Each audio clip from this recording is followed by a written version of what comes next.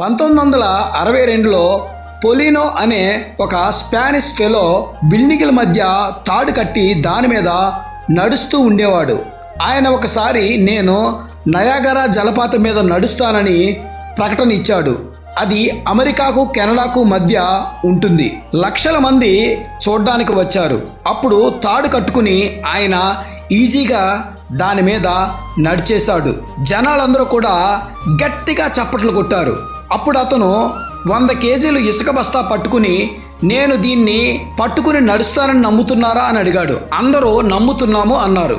అదేవిధంగా అతను పట్టుకుని దాన్ని నడిచాడు. నేను ఒక వ్యక్తిని భుజం మీద పట్టుకుని నడుస్తానని నమ్ముతున్నారా అని అన్నాడు. నమ్ముతున్నామని అందరూ చెప్పారు.